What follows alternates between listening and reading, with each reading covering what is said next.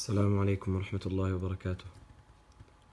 الحمد لله رب العالمين، والصلاة والسلام على أشرف الأنبياء والمرسلين نبينا محمد وعلى آله وصحبه أجمعين. أما بعد. Donc on se retrouve pour cette assise de rattrapage de l'assise où nous devions expliquer le poème de Nasihat ibn Al-Umin, de la recommandation du savant Ibn Al-Umin pour les enfants des musulmans. Et on s'était arrêté au vers où le cheikh il dit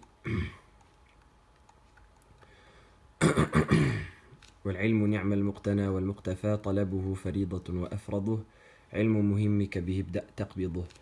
Et on avait parlé du mérite de la science et de la grande valeur de la science auprès d'Allah subhanahu wa ta'ala, à tel point que c'est une des meilleures adorations que la personne peut accomplir.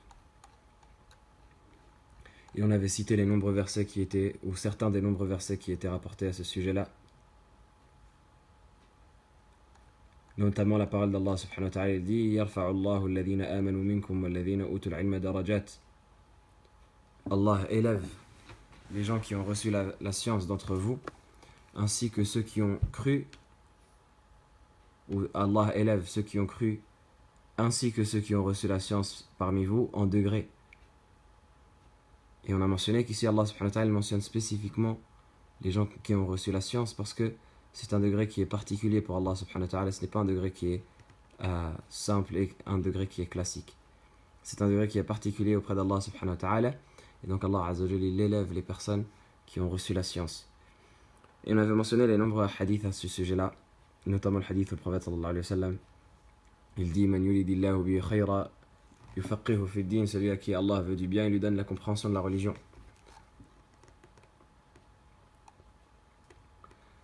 Et donc le cheikh, on avait dit, il a ensuite parlé d'une part importante de la science qui est la part obligatoire, les obligations individuelles qui sont imposées dans la science à la personne. Lorsqu'il dit طلبه فريضة وأفرضه علم مهمك به ابدأ تقبضه. Apprendre la science et l'étudier, c'est un devoir. Et en particulier, la science de ce qu'Allah Ta'ala nous a imposé, la science des obligations primordiales qui doivent être accomplies par la personne. Et ça, c'est important, comme on a dit, parce que c'est ce par quoi la personne va pratiquer sa religion vis-à-vis d'Allah subhanahu wa ta'ala et accomplir les obligations et s'écarter des interdits. Et donc toute personne qui apprend cette partie-là obligatoire de la religion, elle saura comment adorer son Seigneur. Tandis que la personne qui ignore cette partie-là, eh bien elle ignorera comment adorer son Seigneur. Et ça, c'est la partie primordiale et principale sur laquelle se doit de se focaliser l'étudiant. Il se doit de maîtriser cette partie-là qui lui est imposée et des rites qui lui sont imposés avant toute chose. Et plus encore, il se doit de faire en sorte de faire passer les choses qui sont le plus urgentes parmi les choses qui lui sont imposées avant les choses qui sont le moins urgentes. Comme par exemple la salat. La salat, c'est une adoration qui est urgente parce qu'on la fait 5 fois par jour. Donc c'est une adoration qu'on doit connaître sur les bouts des doigts et qu'on doit maîtriser chaque jour qu'Allah subhanahu wa ta'ala nous permet de vivre. Donc la salat, c'est un des fondamentaux qu'il est impératif d'apprendre avant toute chose. Également, si la personne, par exemple, elle a un commerce, eh bien elle va commencer à apprendre les règles du commerce avant d'apprendre toute autre adoration. Ce n'est pas concevable que la personne apprenne par exemple les règles de l'héritage alors qu'elle a un commerce et qu'elle va perdre du temps et qu'elle va négliger les règles de son commerce et peut-être qu'elle va faire du riba, peut-être qu'elle va faire des intérêts, peut-être qu'elle va faire des choses muharramah, des choses interdites dans son commerce tout en pensant que c'est halal, et cela par ignorance, parce qu'elle aura négligé cette partie-là de la science qu'Allah lui a imposée. Donc en plus de comprendre qu'il y a une partie qui nous est obligatoire, qu'on doit absolument maîtriser, il faut qu'on comprenne qu'à l'intérieur de cette partie-là obligatoire, il y a des priorités, et que les priorités, elles doivent absolument être respectées. Et que celui qui ne respecte pas les priorités, il n'a pas respecté la science. Donc c'est pour cela qu'il dit « Bihibda taqbiduh » commence par cette partie-là de la science. Ensuite, il dit « Faqoutuhu al-fiqhu wa milhuhu alladhi yuslihuhu al-nahwu jahulahum budhi » Il dit la nourriture ou imaginons que la science est une nourriture, et effectivement la science est une nourriture pour, pour l'âme, de la même manière que la nourriture physique nourrit le corps, eh bien la science elle nourrit l'âme. Et donc lui il donne cette métaphore-là, il dit, imaginons que la science est une nourriture, eh bien le plat principal c'est le fiqh. Et les épices, le sel qui va relever l'arôme de ce plat, c'est al-nahwu, c'est toutes les sciences qu'on appelle l'ulum al-ala, les sciences qu'on appelle des sciences outils, en particulier les sciences de la langue arabe, de la grammaire, etc., qui vont compléter, entre guillemets, notre connaissance de la religion et notre connaissance du fiqh tout particulièrement.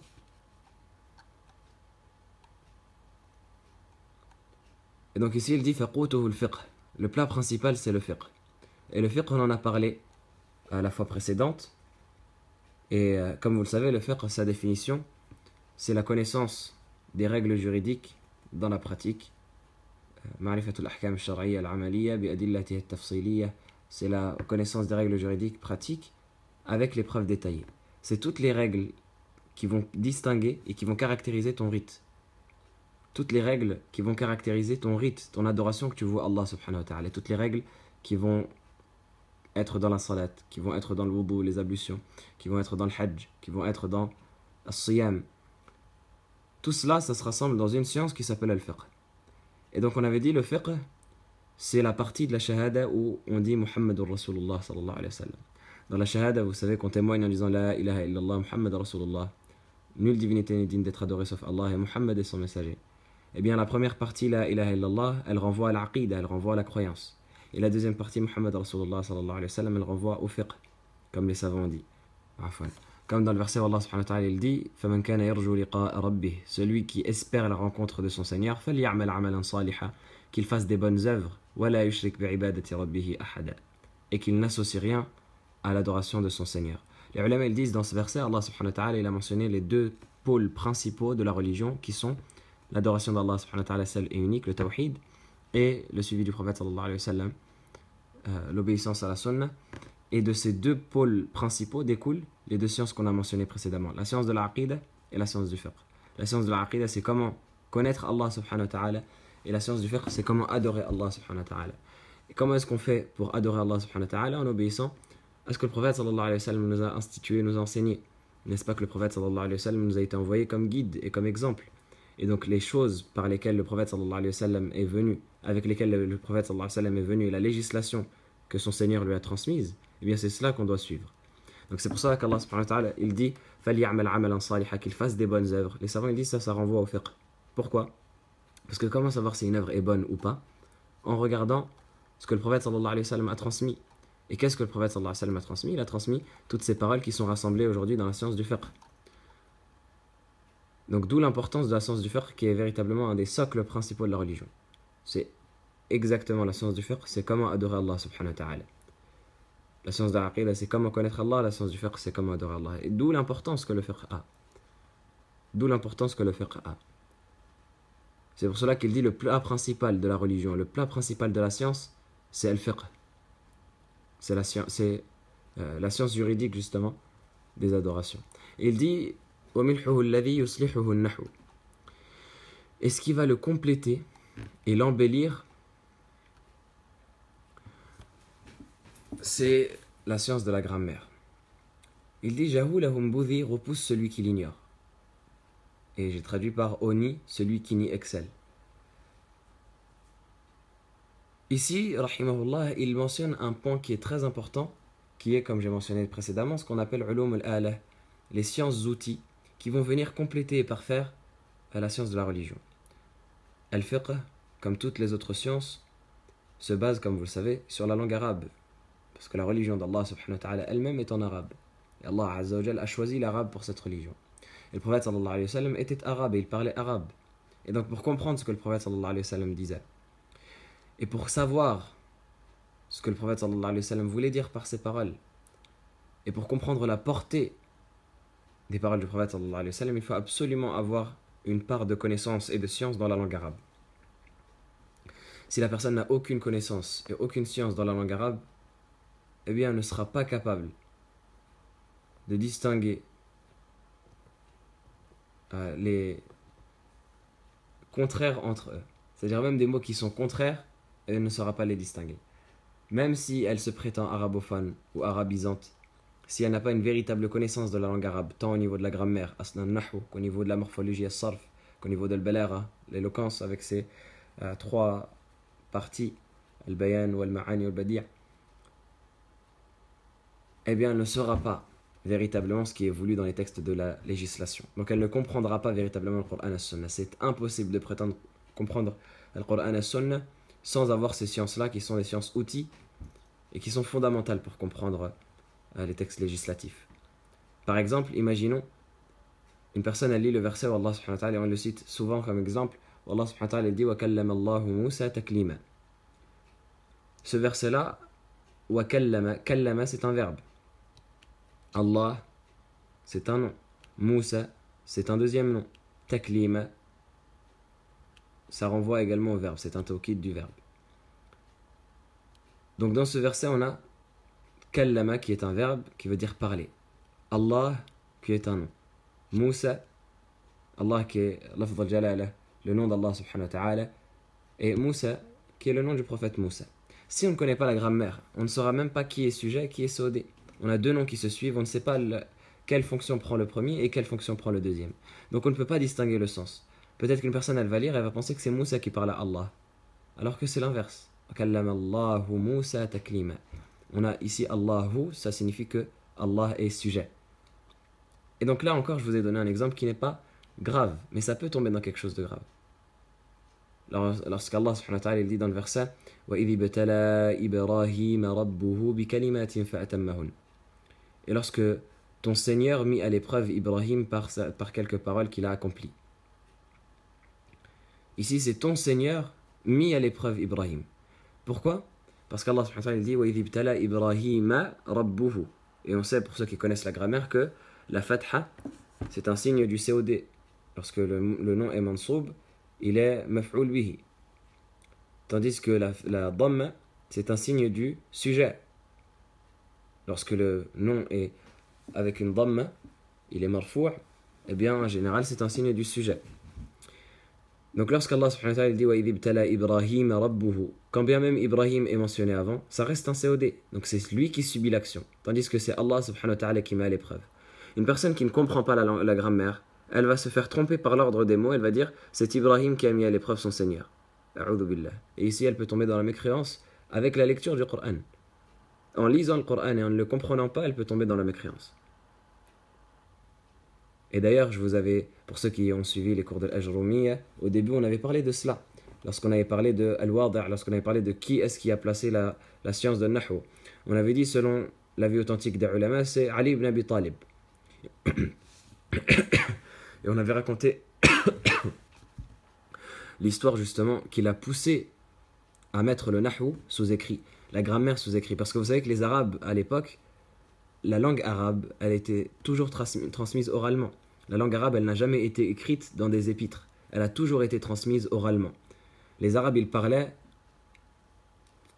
naturellement, tout naturellement, leurs paroles, elles étaient conformes aux règles et aux principes de la grammaire. Ils ne faisaient pas d'erreur. Puis, des gens ont commencé à rentrer en islam qui n'étaient pas des arabophones.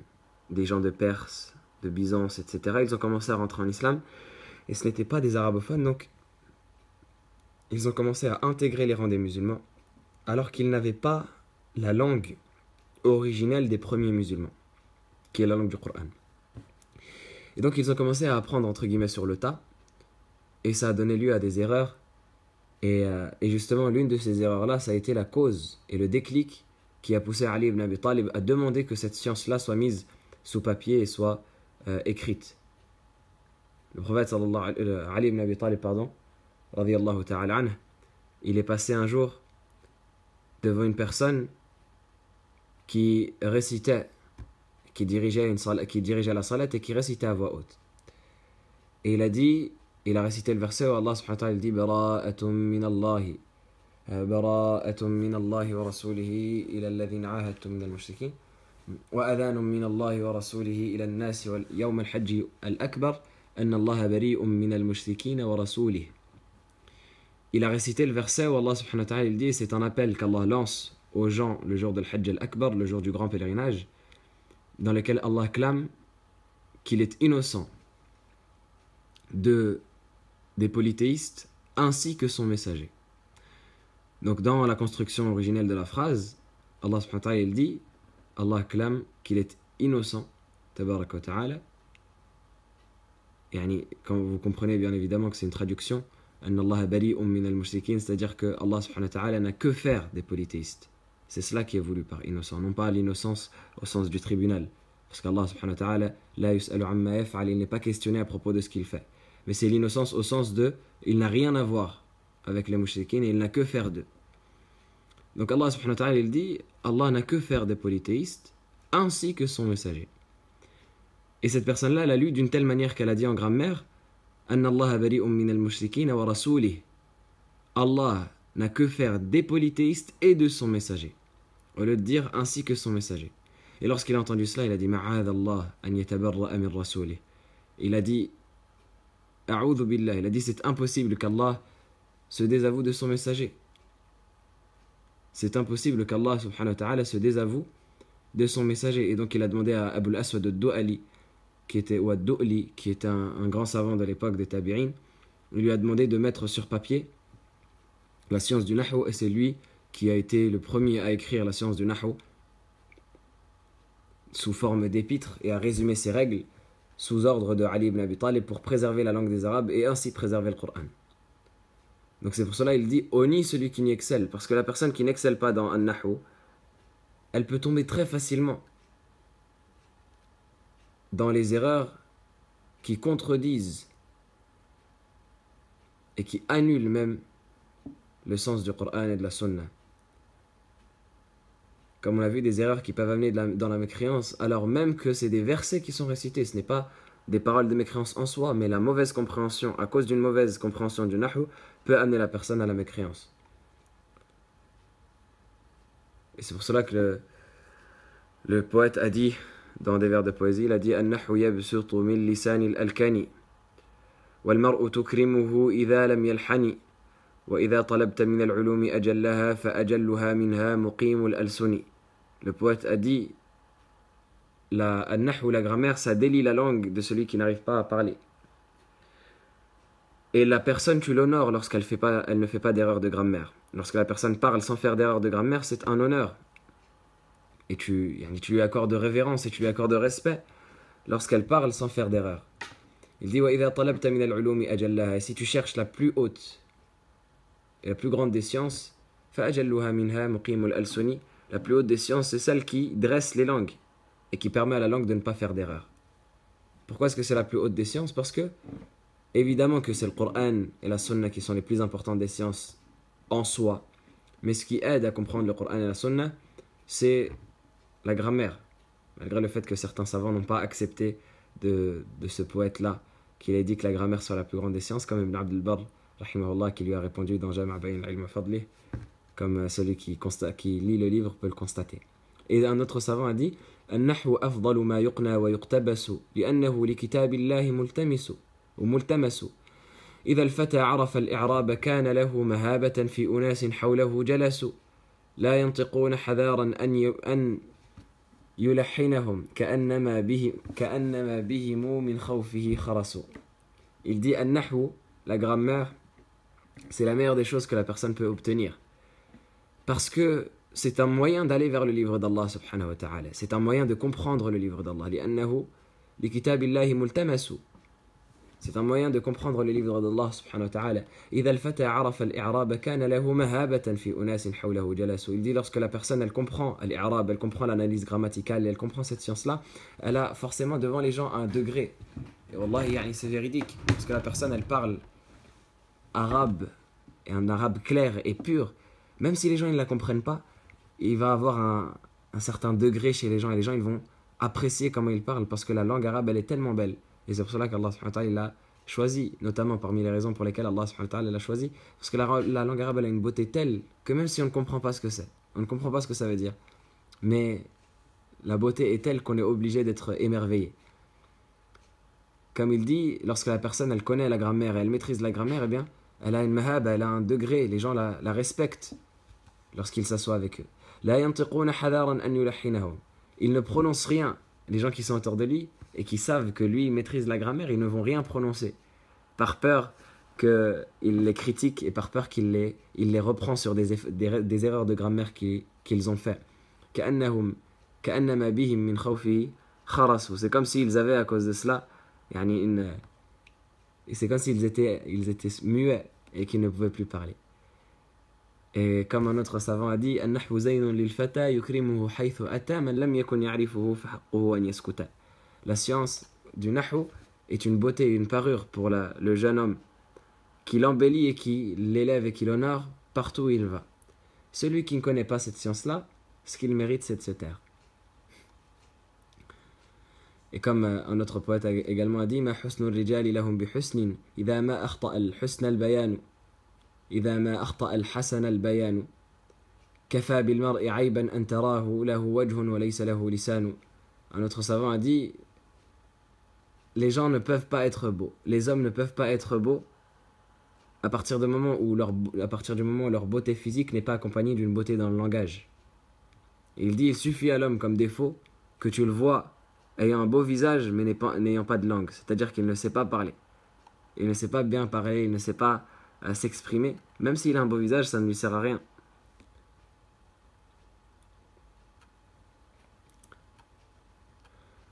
Donc c'est pour cela qu'il dit Al-Nahwu, c'est le seul de la science qui va l'embellir et qui va l'accomplir. Il dit ensuite il dit la base fondamentale de la science, son pôle et son essence, c'est la vie de celui qui mérite croyance, sallallahu alayhi wa sallam. Qui est celui qui mérite croyance? C'est le prophète Muhammad, sallallahu alayhi wa sallam. La base de toute la science, c'est la vie du prophète, sallallahu alayhi wa sallam. Parce que le prophète, sallallahu alayhi wa sallam, comme on a dit, il a été envoyé pour qu'on soit sur ses traces et pour qu'on pratique exactement comme il pratiquait et pour qu'on adore exactement comme il adorait. Et donc, qu'est-ce que c'est que la science si ce n'est de suivre le prophète, sallallahu alayhi wa sallam? La personne qui suit le prophète, sallallahu alayhi wa sallam, et qui se renseigne sur comment est-ce qu'il était et qui essaye de suivre ses pas et de pratiquer ce qu'il a enseigné et de prendre l'héritage qu'il a laissé, eh bien cette personne-là, elle sera dans l'adoration complète et elle aura pris véritablement le cœur et le nectar et la part la plus importante de la science. C'est pour cela qu'il dit le fondement de la science, c'est la vie du prophète sallallahu alayhi wa sallam. Et Allah Azza wa Jalla mentionne cela dans le verset où il dit لَقَدْ كَانَ لَكُمْ فِي رَسُولِ اللَّهِ أُسْوَةٌ حَسَنَةٌ إِسْوَةٌ حَسَنَةٌ لِمَنْ كَانَ يَرْجُو اللَّهَ وَالْيَوْمَ الْآخِرِ. Il vous est certes dans le messager d'Allah un excellent exemple pour celui qui espère en Allah et au jour dernier et qui évoque Allah constamment. Étant donné que le prophète sallallahu alayhi wa sallam, on se doit d'être sur ses pas, eh bien toute la science elle va se résumer à ce que le prophète sallallahu alayhi wa sallam a dit, ce que le prophète sallallahu alayhi wa sallam a fait, ce que le prophète sallallahu alayhi wa sallam a agréé, les caractéristiques du prophète sallallahu alayhi wa sallam. Toute la science elle va se résumer à notre maître Sayyidina Rasulillahi sallallahu alayhi wa sallam.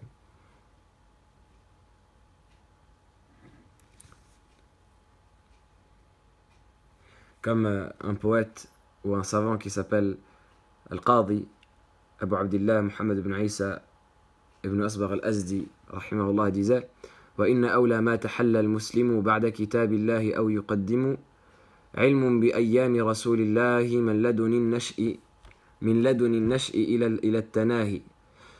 Il dit la plus importante des parties de la science que la personne peut rassembler après la connaissance du livre d'Allah subhanahu wa ta'ala, c'est le fait de connaître la vie du messager sallallahu alayhi wa sallam du début de son envoi jusqu'à sa mort.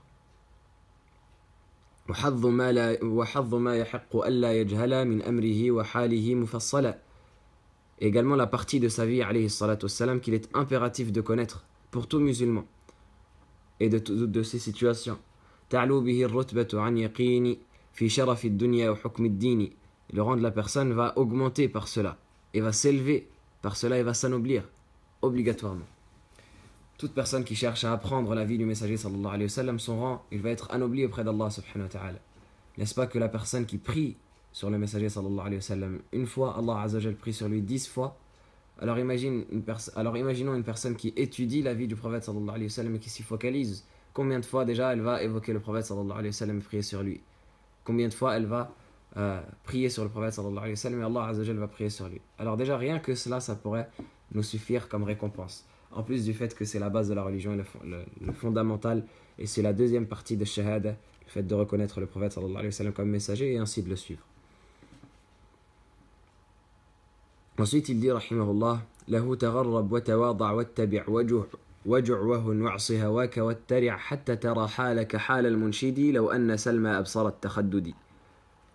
Il dit voyage pour la science. له تغرب. Al-ghurba, c'est le fait d'être étranger, le fait de ne pas vivre dans son pays. Il dit له تغرب, voyage pour la science. وتواضع, sois humble, sois modeste. واتبع, et suis, c'est-à-dire suis la sunna du prophète sallallahu alayhi wa sallam. Waju' aie faim. Wahun, rabaisse ta personne. Wa'si hawak, désobéis à ton ego. Donc tout cela, c'est ce par quoi le cheikh nous conseille, ou c'est ce que le cheikh nous conseille d'être lorsqu'on étudie la science.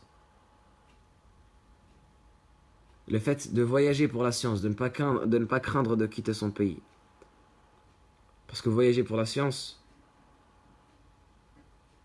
c'est comme voyager pour Allah subhanahu wa ta'ala lors d'une hijra. Abu Bakr ibn al-Arabi al-Maliki rahimahullah ta'ala, il a évoqué parmi les types de hijra, parmi les types d'émigration pour Allah subhanahu wa ta'ala, le fait d'émigrer d'une terre où il n'y a pas de science vers une terre où il y a de la science. Il dit ça fait partie des types d'émigration pour Allah subhanahu wa ta'ala. D'émigrer dans le sentier de la science.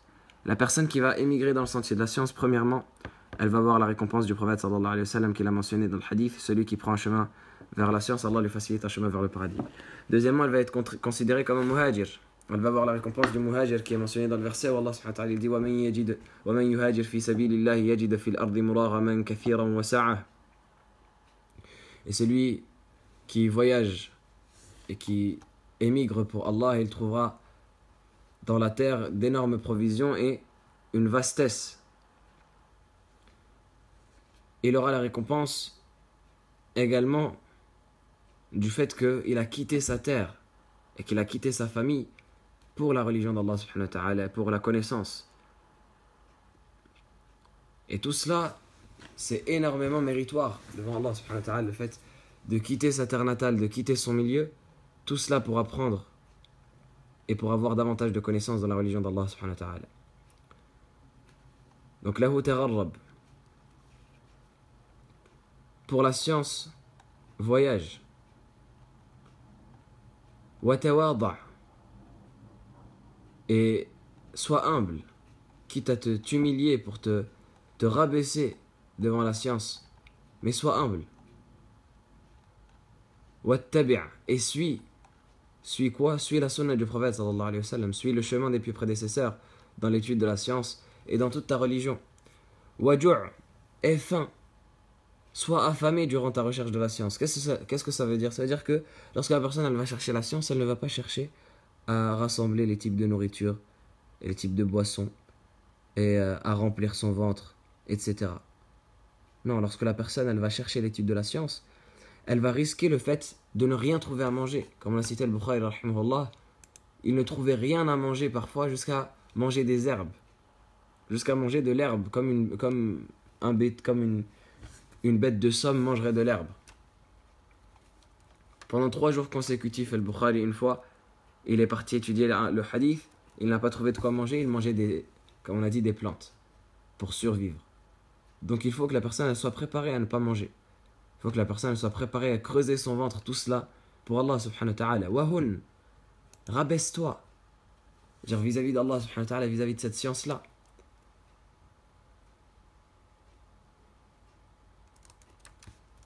Wa'si hawak, désobéis à tes passions. Sache que tu ne pourras jamais atteindre la science si tu suis tes passions. Parce que le prophète sallallahu alayhi wa sallam il dit لا يؤمن أحدكم حتى يكون هواه تبعا لما جئت به. Personne d'entre vous n'aura la foi tant que ses passions et ses envies ne seront pas conformes à ce que j'ai amené comme guidée. Et Allah subhanahu wa ta'ala il dit dans le verset فلا وربك لا يؤمنون حتى يحكموك فيما شجر بينهم ثم لا يجدوا في أنفسهم حرجا مما قضيت ويسلموا تسليما. Il dit en parlant du prophète sallallahu alayhi wa sallam, non par Allah, ils n'auront pas la foi tant qu'ils ne te prendront pas comme juge dans ce qui est arrivé entre eux, puis qu'ils ne trouvent aucune gêne à propos du jugement que tu as déclaré, وَيُسَلِّمُوا تَسْلِيمًا, et qu'ils se soumettent de manière complète. Et ce hadith-là, ou ce verset-là, c'est une base qui renforce le hadith qu'on a mentionné précédemment et qui montre que la personne n'aura véritablement le suivi du prophète sallallahu alayhi wa sallam qu'on cherche tous à avoir qu'à partir du moment où elle désobéira à ses envies à tel point que toutes ses envies et toutes ses passions seront entièrement conformes à ce que le prophète sallallahu alayhi wa sallam a institué. Il dit wa'si hawaka wattari', et sois vaillant dans l'étude de la science, c'est-à-dire va tout le temps de l'avant, ne te mets aucune limite, fais en sorte que ton ambition soit imparable et indestructible. Et tout cela, c'est des conseils que le cheikh donne qui doivent absolument rester gravés dans l'esprit de l'étudiant, en particulier de l'étudiant qui a une grande ambition et qui souhaite arriver à un certain niveau de la science. C'est pour cela que Shafi'i également il disait dans des vers de poésie أخي لن تنال العلم إلا بستة سأنبيك عن تفصيلها ببيان ذكاء وحرص وافتقار وغربة وتلقين أستاذ وطول زمان. Shafi'i rahimahullah il disait mon frère, tu ne pourras atteindre la science que par 6 principes que je vais te montrer en détail en te les clarifiant. ذكاء, premièrement l'intelligence, وحرص, deuxièmement des efforts, وافتقار, troisièmement la pauvreté, que ce soit la pauvreté spirituelle vis-à-vis d'Allah subhanahu wa ta'ala, en montrant qu'on a besoin absolument d'Allah subhanahu wa ta'ala, et en effaçant l'orgueil de sa personne et en s'effaçant soi-même vis-à-vis d'Allah subhanahu wa ta'ala, en essayant de s'effacer devant Allah subhanahu wa ta'ala par humilité, ou alors la pauvreté également dans l'étude de la science, parce que la plupart des étudiants en sciences, leur situation c'est qu'ils s'appauvrissent, parce que c'est difficile de combiner entre l'étude de la science et les démarches mondaines pour obtenir la subsistance. Soit on obtient la subsistance de l'âme en général, ou soit on obtient la subsistance du corps, mais généralement on allie difficilement entre les deux. Wa ghurbatin, également le fait de voyager, de quitter sa terre, comme on a mentionné.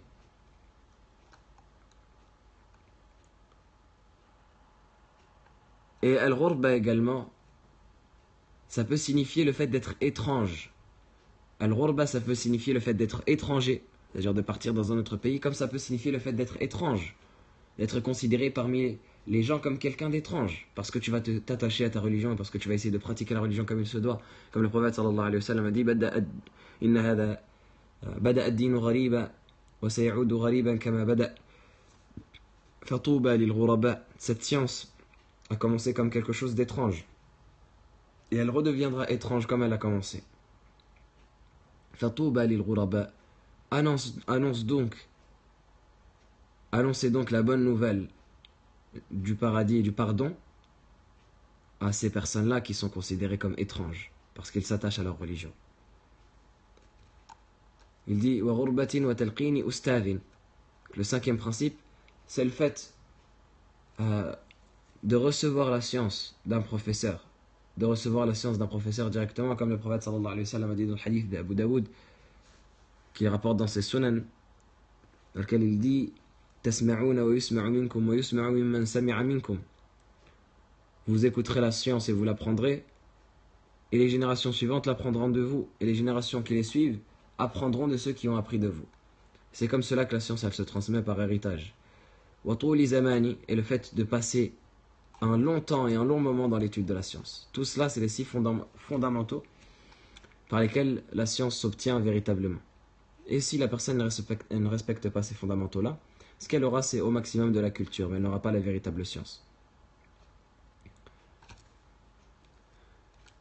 Donc il dit وَجُعْوَهُنْ وَعْصِ هَوَاكَ وَاتَّرِعْ حَتَّى تَرَى حَالَكَ حَالَ الْمُنْشِدِ لَوْ أَنَّ سَلْمَ أَبْصَرَ التَّخَدُّدِ. jusqu'à temps que ta situation soit comme celle que le poète a décrite dans les vers où il dit لو أن سلمى أبصر التخدد si Salma voyait ma chère fluette. Donc j'ai traduit par jusqu'à temps que ton sort soit celui du poète qui disait si Salma voyait ma chère fluette. Et ça c'est un poète qui rapporte l'amour qu'il avait pour une femme qui s'appelait Salma. Et il dit dans les vers de poésie لو أن سلمى أبصرت تخددي ودقة في عظم ساقي ويدي وبعد أهلي وجفاء عودي عضت من الوجد بأطراف اليد. Il parle de la personne qu'il aime et de qui il est amoureuse qui s'appelle Salma et pour qui il a fait l'impossible jusqu'à temps que sa chair est devenue fluette, c'est-à-dire elle est devenue flasque, il a maigri jusqu'à temps que il a tellement maigri que il avait la peau sur les os. Il dit, et si, le poète il dit, si seulement Salma voyait à quel point ma peau est devenue fluette, à quel point les os de mes jambes et de mes bras sont devenus apparents tellement j'ai maigri pour elle, par amour pour elle. Et à quel point je me suis mis à dos ma famille et mes amis, je me suis éloigné de ma famille, je me suis éloigné de mes amis. Eh bien si elle voyait tout ce que j'ai fait pour elle, elle se mordrait les doigts de m'avoir abandonné. Et tout cela il l'a fait par amour pour Salma. Il s'est éloigné de sa famille, il a maigri, il a pris il était dans un état où ses forces ont disparu, etc. Tout cela par amour pour Salma. Alors celui qui aime la science, également il devrait être dans cette situation. Celui qui aime la science, il devrait être dans cette situation.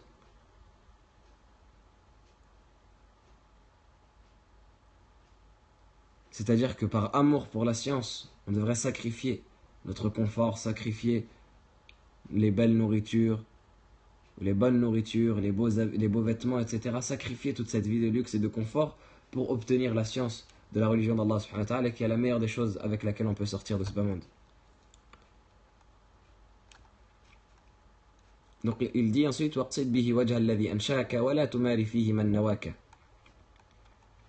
il dit recherche par cela la face de celui qui t'a créé.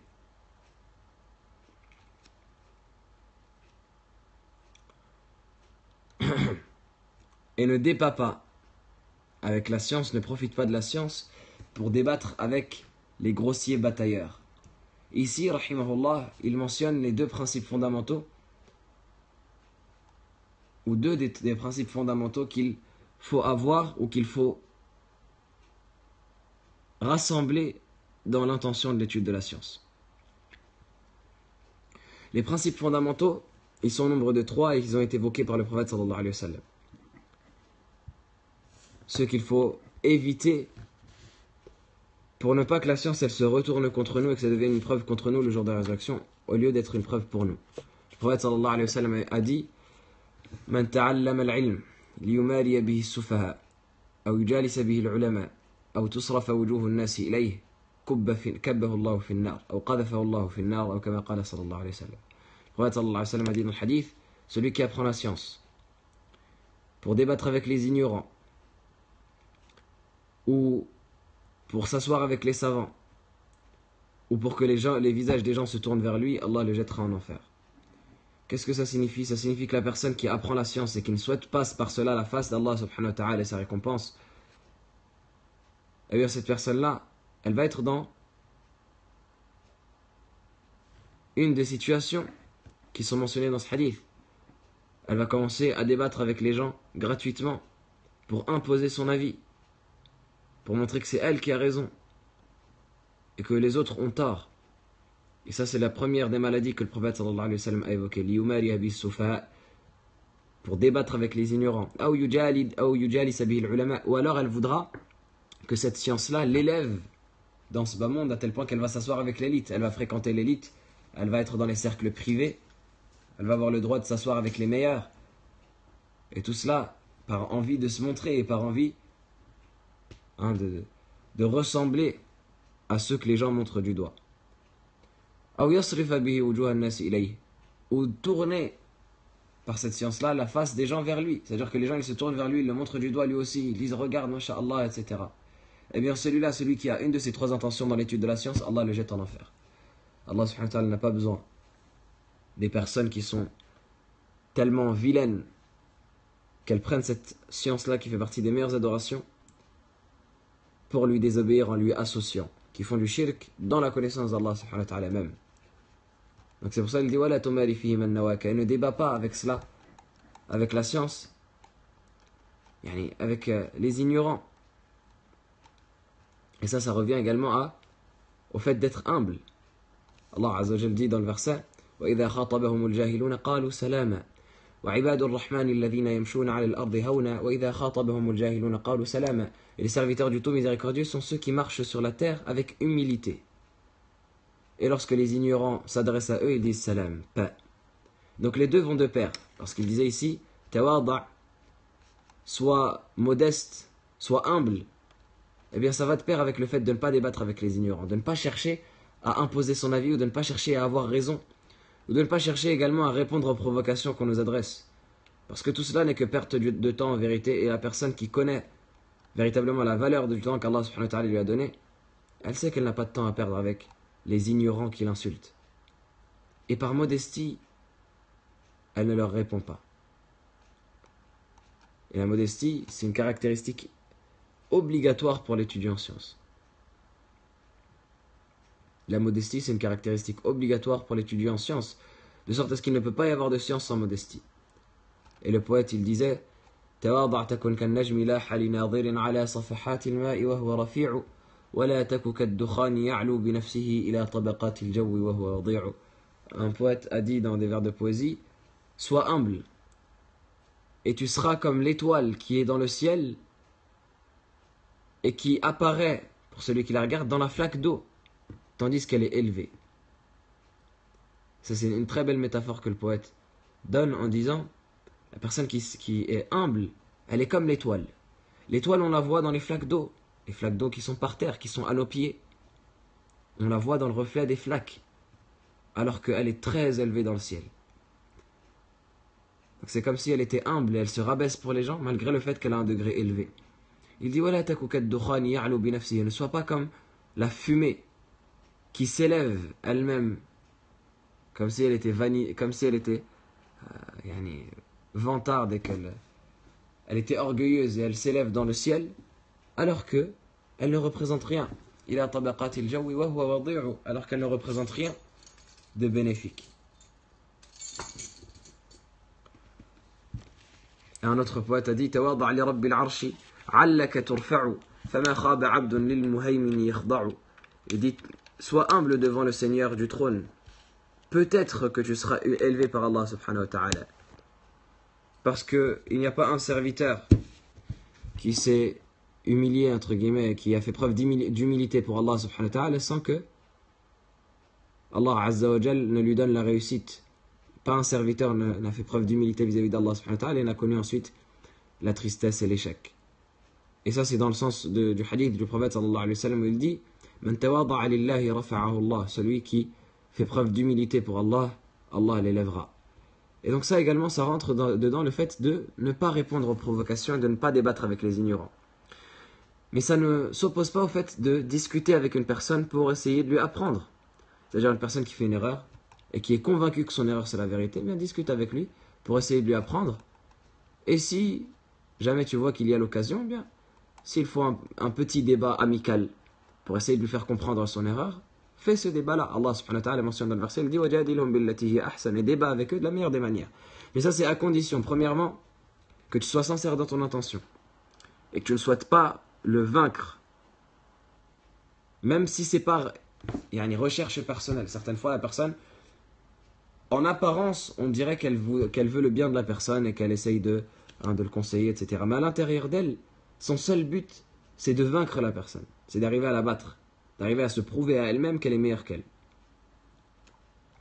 Même si en apparence il a l'air bienveillant, il a l'air gentil, il a l'air conseillé, mais à l'intérieur de lui, son intention dans le débat, c'est de vaincre la personne qui est en face et de montrer qu'il a raison. Donc premièrement, que l'intention soit sincère, Et deuxièmement, qu'on sache qu'il y a un bénéfice derrière cela. On ne débat pas avec une personne qui est entêtée. Ne débat pas avec une personne qui est haineuse. Débat avec une personne qui accepte la vérité, qui est prête à chercher la vérité. Et si la personne, tu vois que il y a une ouverture pour discuter avec elle, que ce soit une personne musulmane ou même non musulmane, il y a une ouverture pour discuter avec elle dans le calme et dans le respect, avec des preuves, avec des arguments et d'une discussion intelligente, eh bien soit, alhamdulillah, ce sera un grand bien.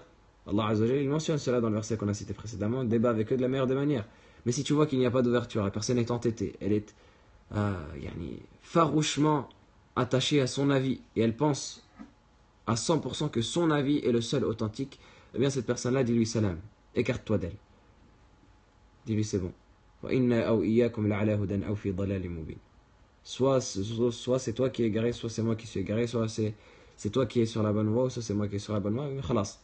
Je m'écarte de toi et je ne veux pas débattre avec toi. هذا والله أعلم وصلى الله وسلم وبارك على سيدنا محمد وعلى آله وصحبه أجمعين سبحانك اللهم وبحمدك أشهد أن لا إله إلا أنت أستغفرك وأتوب إليك سبحان ربك رب العزة عما يصفون وسلام على المرسلين الحمد لله رب العالمين وبارك الله فيكم. Inch'Allah, on continue la suite. La prochaine fois, on va parler du comportement de l'invité, des devoirs qu'il est obligatoire de respecter vis-à-vis de son invité quand il arrive à la maison.